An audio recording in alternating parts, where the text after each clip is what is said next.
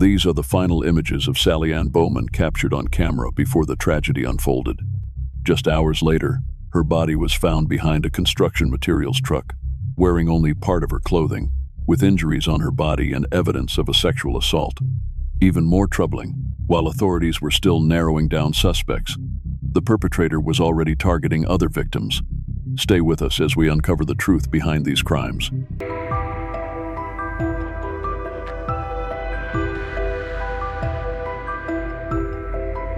Sallyanne Bowman was born on the 11th of September, 1987, to parents Linda and Paul, and shared a strong, loving bond with her family. She was cheerful, warm-hearted, and naturally kind, always eager to help others. Despite her young age, she displayed a sense of maturity and independence, choosing to leave home and rent her own room so she could start building a life for herself. Even after moving out in her late teens, Sallyanne remained close to her family and never went too long without visiting them. Lively and full of energy, she had a deep passion for performing and was accepted into the prestigious Brit School for Performing Arts. This renowned institution counts Tom Holland, Adele, and Amy Winehouse among its alumni. Being accepted into such a selective school was a major milestone for Sallyanne and a big step toward her aspirations. She also found success in modeling, eagerly pursuing every opportunity that came her way. On the 24th of September, 2005, 18-year-old Sallyanne was staying at her mother's home.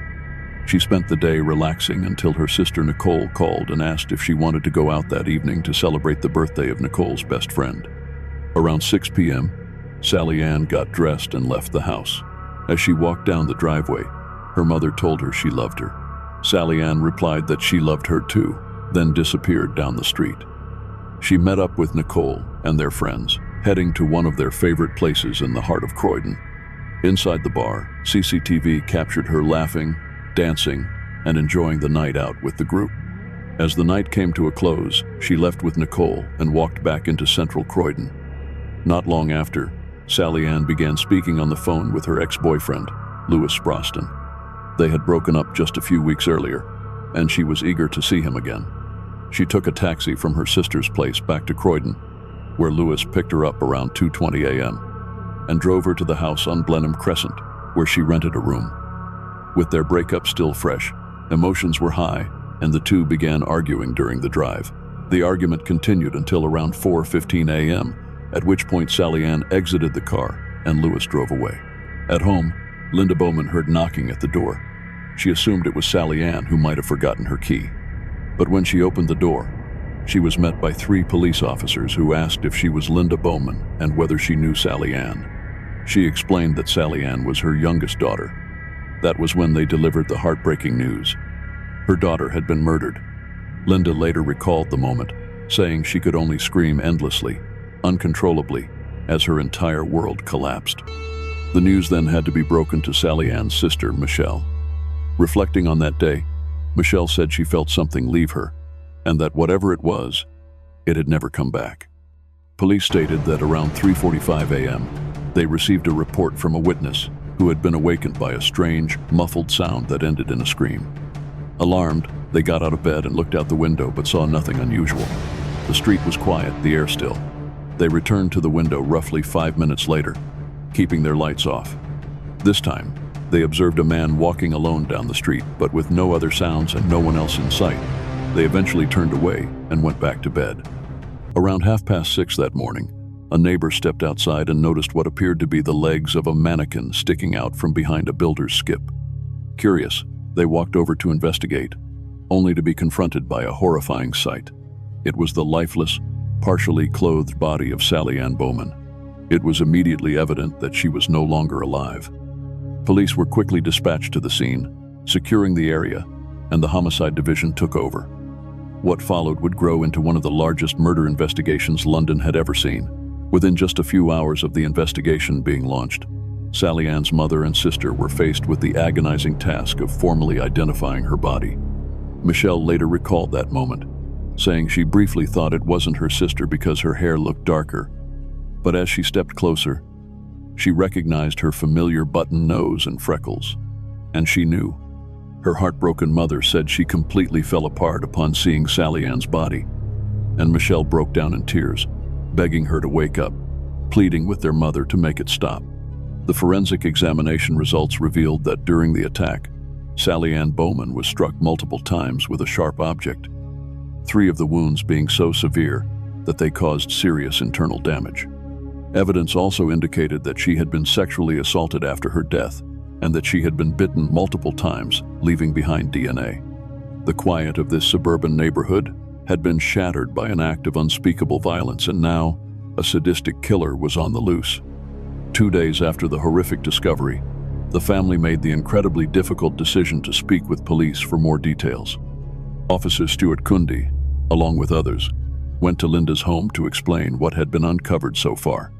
What exactly happened in the moments after Sallyanne got out of Lewis's car remained uncertain, but investigators managed to piece together that she had been standing alone in her driveway, less than 10 meters from the safety of her front door, when she was ambushed in a brutal and frenzied attack. Given that Sallyanne and her ex-boyfriend had argued just hours earlier, and that he had been one of the last to see her alive, Lewis Sproston quickly became a prime suspect. Officers moved fast, launching a search to find him. He was located with his brother and a friend, identified himself, and was taken into custody. Over the next 4 days, Lewis was questioned extensively, and police collected his DNA. He insisted he had no knowledge of what had happened to Sallyanne until the police arrived. His DNA sample was sent for comparison to the genetic material recovered from Sallyanne's body. It looked like an open and shut case, a tragic end to a lover's quarrel. But when the call came back from the Forensic Science Service, it revealed something no one had expected. The DNA was not a match for Lewis Sproston. Instead, it matched a chilling cold case, an unsolved sexual assault from 4 years earlier. Just a mile and a half from where Sallyanne had been murdered, Lewis was released from custody following the DNA revelation. Investigators were now in a race against time to find the true killer, a man whose crimes were clearly escalating and who might be capable of striking again at any moment. The cold case that resurfaced was deeply unsettling. Back in 2001, a woman had been using a public phone booth near the parking lot of a Tesco store when a man approached her. He exposed himself, performed a sexual act, and left behind his DNA on the floor of the phone booth before casually walking away, leaving the woman traumatized.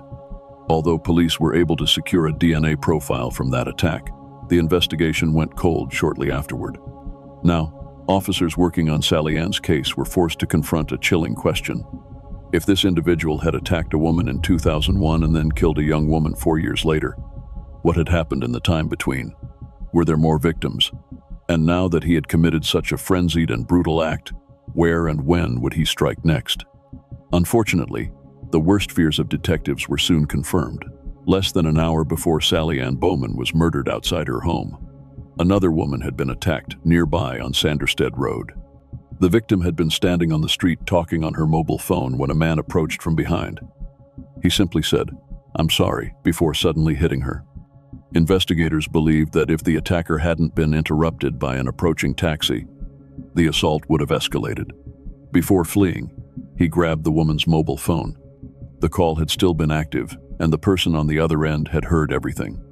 Most disturbing of all, the woman's screams never faded, suggesting that the man who had attacked her and taken her phone was still nearby, watching from the shadows.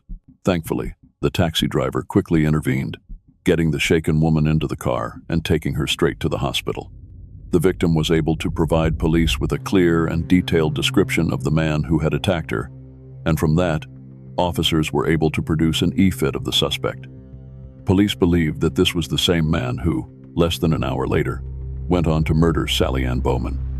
He was described as a white male in his 20s or 30s, standing between 5'9" and 6 feet tall, with a proportionate build and short dark hair.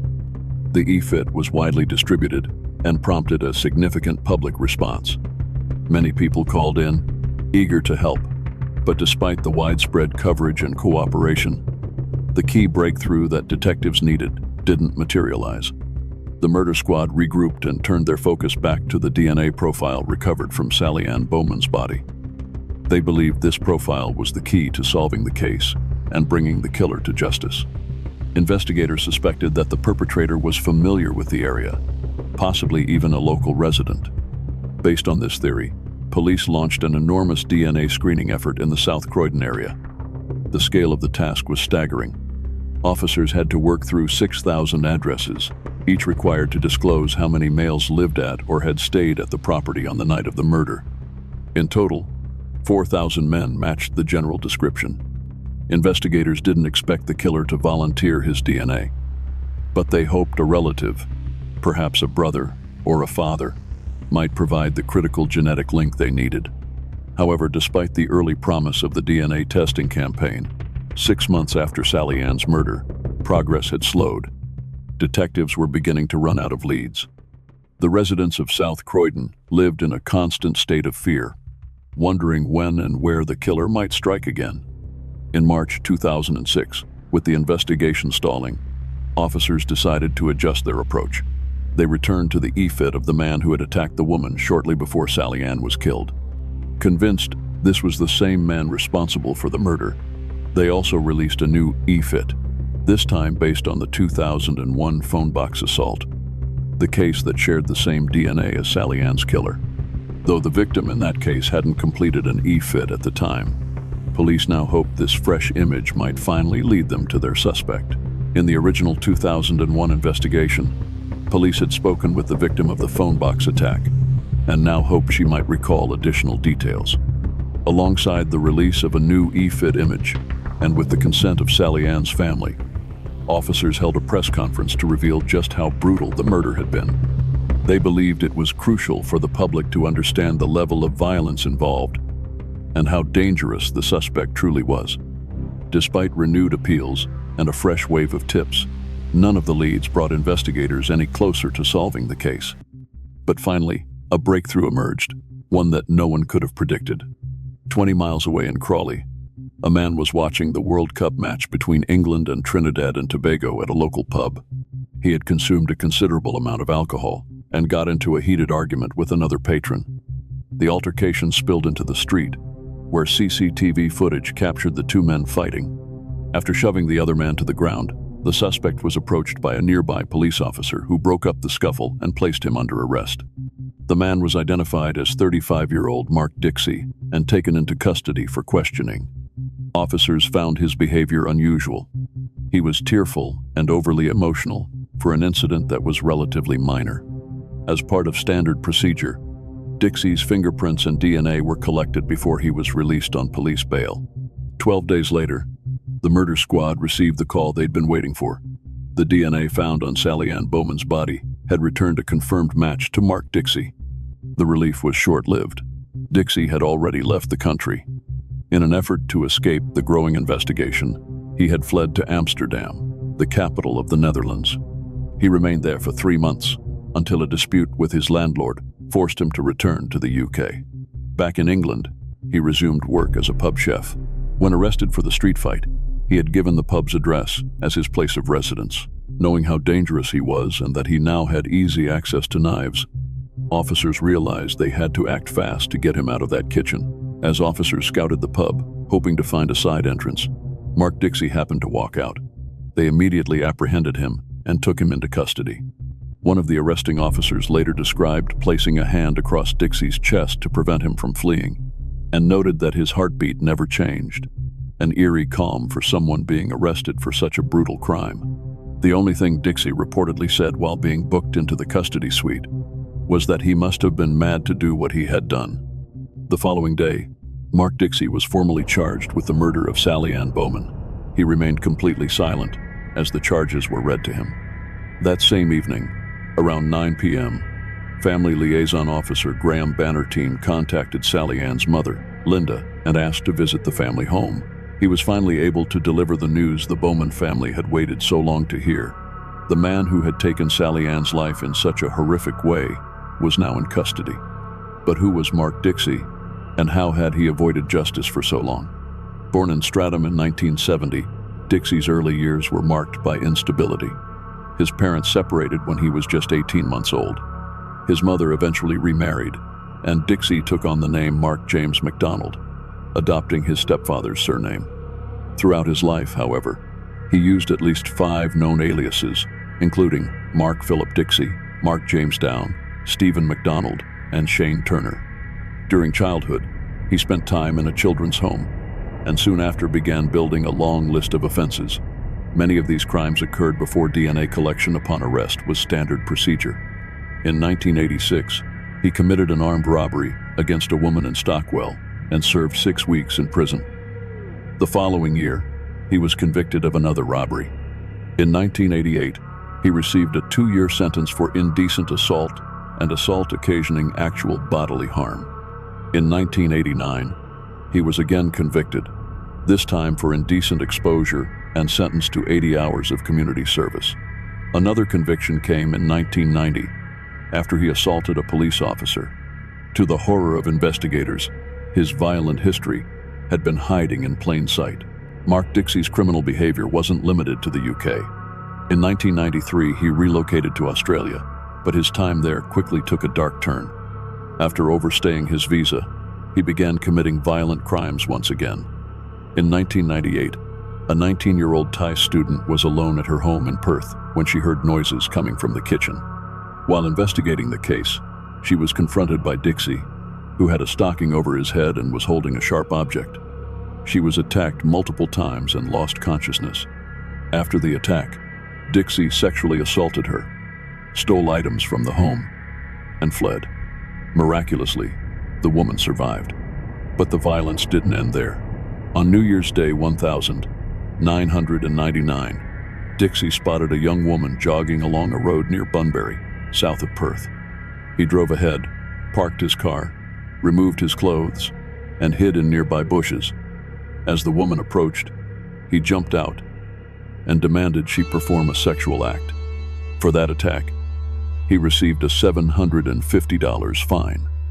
Just 3 days later, and in April 1999, Dixie was deported from Australia. Following the formal charge for Ann Bowman's murder, investigators began the grueling task of tracing Dixie's past and building a solid case. Over the next 18 months, they worked to piece together his movements and uncover what led to the killing of the 18-year-old. They interviewed acquaintances and learned that on the night of the 24th of September, the same night Sallyanne was murdered, Dixie had been out celebrating his birthday. He had gone with friends to a pub on Brighton Road, just a few hundred yards from Blenheim Crescent, where Sallyanne lived. Birthdays were reportedly very important to Dixie, and former partners described how he always expected them to be significant. On that particular evening, his partner had not joined him. While at the pub, Dixie phoned her, and when he returned to the table, friends noticed a dramatic shift in his mood. He became quiet, agitated, and visibly angry. He continued drinking heavily and consumed more drugs. When the pub closed, Dixie left with 2 female friends and went to stay with them on Avondale Road, once again, only a few hundred yards from Blenheim Crescent. In the early hours of the morning, the 2 women went to bed, but Dixie remained awake. Police believe that between 2:30 and 3:30 a.m., he left the property, armed with a knife, and made a deliberate decision to find a woman to attack. Investigators strongly believe that Dixie was the man responsible for the attack on the woman along Sanderstead Road, and that he had been frustrated when the encounter didn't unfold the way he had fantasized. After fleeing that scene, he headed to nearby Blenheim Crescent, where Ann Bowman was tragically in the wrong place at the wrong time. Police theorized that after murdering Sallyanne, Dixie didn't immediately flee the area. Instead, he stayed close by, hiding to observe whether any neighbors would respond to the noise. No one came out, and no lights turned on in the nearby houses. What Dixie didn't know was that one witness had, in fact, heard Sallyanne scream and was quietly observing from her bedroom window with the lights off. Officers believe the man she saw walking back toward the direction of Sallyanne's body was Mark Dixie. Believing no one was watching, he returned to the scene and sexually assaulted Sallyanne's body. He then went back to the home where he was staying with 2 female friends and fell asleep on the couch as if nothing had happened. Later, as part of their investigation, British officers contacted law enforcement authorities in Australia to inquire about any DNA matches from unsolved crimes on their records. The results came back with a confirmed match to the brutal attack on the Thai student in Perth during the 1990s. On the 5th of February, 2008, Mark Dixie appeared in court at the Old Bailey in London. His cold, emotionless demeanor shocked those in attendance. During the trial, the Thai woman from the Perth attack testified that Dixie had assaulted and sexually assaulted her in 1998. Although he has not been formally charged with that assault, DNA taken from her underwear has been definitively matched to him, and that evidence continues to haunt every courtroom his name enters. Dixie's defense in court was shocking. He openly admitted to sexually assaulting Sallyanne and acknowledged that his DNA had been found on her body. However, he claimed he had come across what he assumed was an intoxicated woman lying unconscious and decided to take advantage of the situation. He denied murdering her, insisting that the real killer was still at large. At no point did he express remorse or offer any explanation for his horrific actions. Eventually, the time came for the jury to deliver their verdict. Mark Dixie was found guilty and was imprisoned at HMP Belmarsh. In 2014, it was revealed that he had been transferred to HMP Frankland, a high-security prison, for his own protection. DCI Chris Lapierre, who had been involved in the murder investigation, described Dixie as one of the most terrifying individuals he had ever encountered in his entire career. Because DNA played such a crucial role in solving her daughter's case, Ann Bowman became an outspoken advocate for a national DNA database. She strongly believed that without the evidence from the DNA, her daughter's ex-boyfriend, Lewis Sproston, could have been wrongly convicted. Stuart Cundy, who led the investigation into Sallyanne's murder, agreed. He later stated that a national DNA register with the proper safeguards in place could have identified the real killer within 24 hours. Instead, it had taken nearly 9 months to identify Mark Dixie, and over 2 years before justice was served. Despite these arguments, proposals for a national DNA database were rejected by government ministers, citing concerns about privacy and practicality. Then, after years of denial, in January 2015, Mark Dixie finally confessed to murdering Ann Bowman. In 2017, he was charged with even more offenses, and in a chilling revelation, it was discovered that a Dutch man named Romano van der Dusen had been wrongly convicted for crimes actually committed by Dixie. In 2003, van der Dusen was sentenced to 12 years in a Spanish prison for the rapes of 3 women in the Costa del Sol. While he endured beatings and abuse behind bars, the real perpetrator, Mark Dixie, remained free. In June 2015, a Dutch newspaper reported that Mark Dixie had confessed to one of the sexual assaults linked to the wrongful conviction of Romano van der Dusen, though he denied involvement in the other 2. In 2016, van der Dusen was officially acquitted. He was present at Southwark Crown Court on the 24th of November, 2017, when Mark Dixie was handed 2 additional life sentences for separate attacks on 2 other women in Croydon. Dixie's criminal history stretched back to when he was just 16 years old. He admitted to raping a woman in 1987 in a deserted car park on Wandell Road. He left her bound and gagged before setting her car on fire. According to the judge, Dixie had taken pleasure in the woman's fear. After fleeing the scene, he used her stolen credit card details, and later that night, he called her home phone to torment her. He called again the next evening, further traumatizing the victim, who eventually moved to a remote countryside location to escape the fear. He also confessed to another attack in 2002. In that case, he struck a woman over the head with a chef's pan and dragged her to a secluded area on Selston Road, where he sexually assaulted her. As she walked home, the victim had been leaving voice messages for her boyfriend. On the final recording, she could be heard screaming before the phone dropped. The attack was interrupted only when a neighbor's intervention scared Dixie away. He later used the victim's mobile phone, which he had taken from the scene, to call her boyfriend and brag about what he had done. The victim suffered multiple skull fractures.